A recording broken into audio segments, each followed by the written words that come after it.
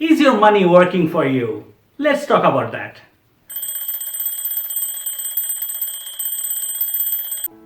Hello viewers, my name is Tabrizir. Welcome to my channel, Let's Wake You Up. Today's topic is about investing money. That's why I asked you a question. Is your money working for you? I believe you have seen my first videos. If you haven't, you can go and check back my first videos. In first videos, I explained about what does investors do. So investors, what they do is they invest the money and the money work for them. In my second video, I believe I explained you about how many ways you can save money. So now that I believe you have saved enough money, now it's time to invest. Now when you talk about investment, three questions comes into our mind. What are you investing for? What is the growth? And where to invest? So let's answer the first question. What are we investing for? So investments are two types. One is called short-term investment, another one is called long-term investment. Short-term investments are usually emergency funds. Let's say you have a medical emergency or like a travel emergency, you need to take out some money. That's called a short-term investment, where the money is in savings account and it's growing over time. Again, if your money is sitting in a savings account and it's not growing, so it's better to put your money into your piggy bank. Well, I wouldn't recommend that because there's a lot of ways you can save money and grow them over time.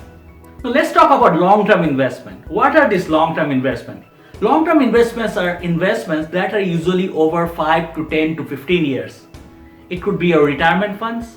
It could be education for your children. Now the second most important question, which is related to both short-term and long-term, is called how much is your growth? In financial industry, growth is determined by the rate of return. So what does an annual rate of return of 4% means? Which means if you invest $100 over the period of 1 year, in return you get $104. So there is your 4% growth. Now what is important here is this rate of return can be interesting when it comes to simple interest and compound interest.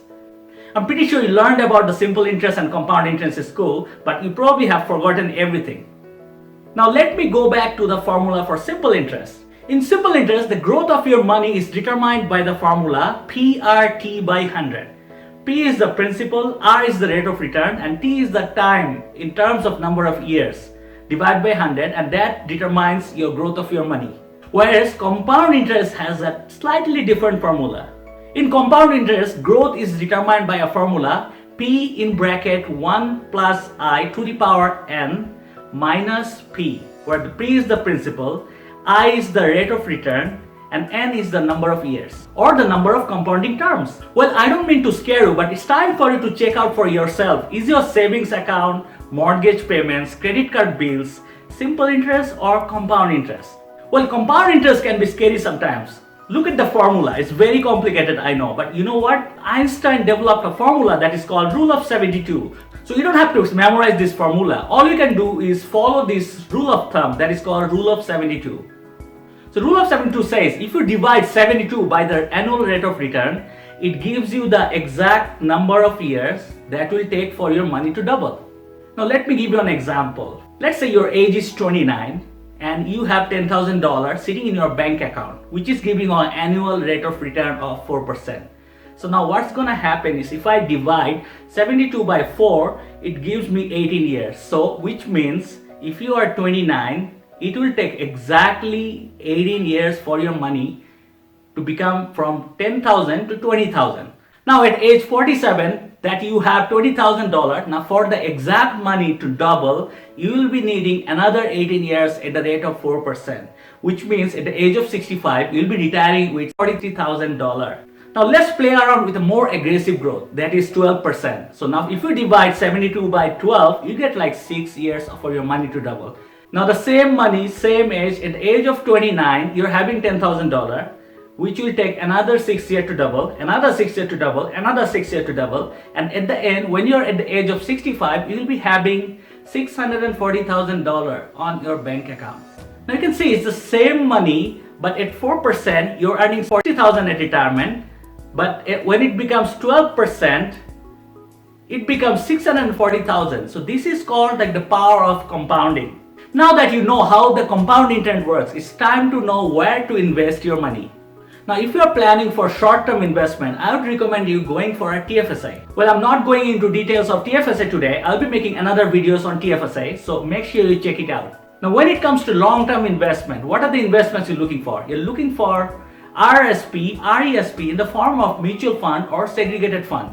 You can also invest in life insurance such as permanent or term. Again, I'm not going into more details. I'll be explaining this stuff in my next videos.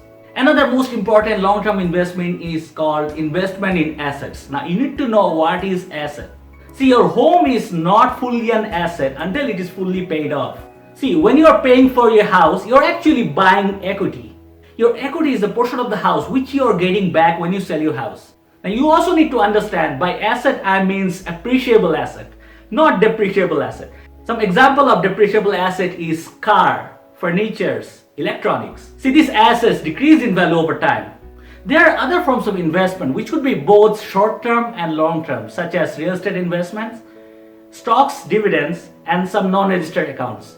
Now, how do you know if your rate of return is good enough for the country you're living in? Go and check out your rate of inflation for your country. For Canada, the average rate of inflation is over 2%, which means in Canada, if you want to get a good rate of return, it should be more than 4%. Now, you can invest a lot of money on these non-registered accounts such as stocks and dividends, real estate, but you also have to make sure you're well aware of your tax consequences in the form of capital gain. Again, I don't want to go into more detail on these investments. I'll be making some more videos where I'll be explaining in details on this type of investment, so make sure you check me out.